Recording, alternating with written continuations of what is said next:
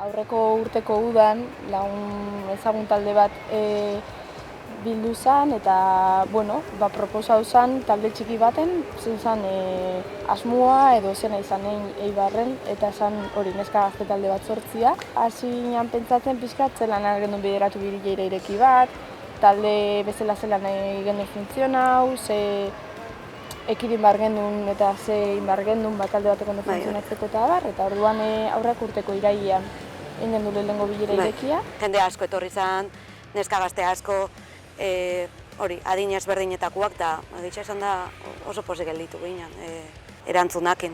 Feminismo militatzen aukera erabaki dugu, azkenean behin ikusitza behar bat dagoela ja ezin dozu atzera egin, eta danian ikusten dozu behar feminismoaren beharra eta feminismoaren presentzia bat behar dela, herri mailan, gizarte mailan.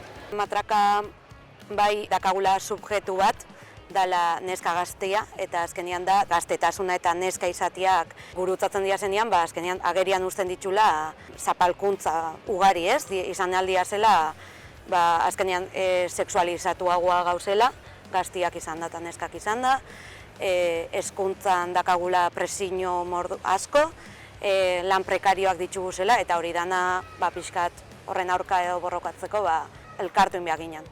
Eta ikasteko beharra bebai, ez? Ozean dut esan, azkenean gu ez gara esperta batzuk, ez gara jaio mundu feminista baten, gizartez feminista baten, eta goaz ikasten urtero, eta erakusten gara bata bestiari, eta Eibarren be utxune asko ikusten dituz batzutan, bai kalian, bai juerga giruan, kiroletan, azkenean ikusten dugu borrokatzeko arrazoiak badauzela oin diokan, eta horregaitxik guretzako da como impensable, ez bizitzia feminismoan eta...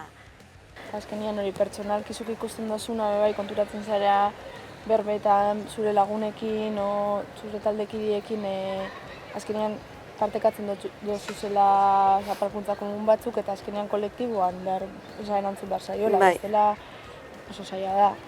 Herrian eragitia. Azkenean COVID-ak arazo asko ekarri dozku gauzak ekintzak bereziki kanporuntz antolatzeko momentuan, ze hasiera baten ez gekigun zelan antolatu, zelan inbiarko ziren manifestazioak alko genitxunin edo ez, buru haustan dixak euki ditugu. Espazio informalak eskaintzia elkarri be oso garrantzitsua da, gure arteko harremanak sortu, konfiantza hartu, eta bileretan bebai horrek beste giro bat sortzen dau, ez? Gure arteko harreman batzuk egotia.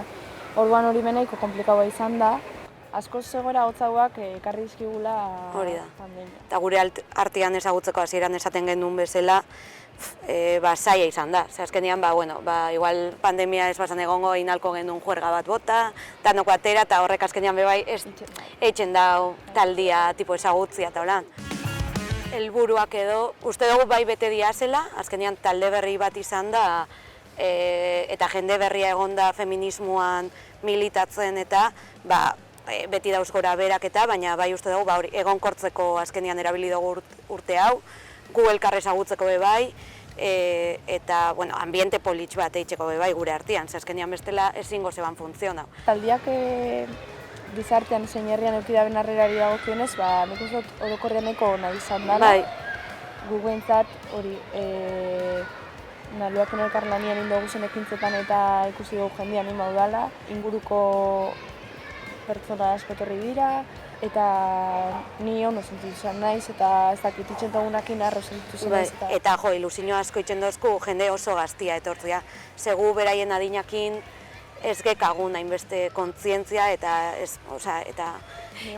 emozionau itxen dozku hain jende gaztia etortzea. Orduan oso harrera ona uste dut eukida bela. Eta gizartean, danetik dago. Azkenean, badago jendea molesta bitxen dioguna, eta guretzako positiboa da hori bebai. Horrek esan nahi dauzo ze bage bizela itxen, eta pixka pintzatzen gabizela. Molesta behar da batzutan, eta, hori bebai ez da seinale txarra. Ze da badakagula presentzia bat, eta bagabizela gauzak eitzen. Orduan, hori ez da gure esku danen agarragako esatia edo.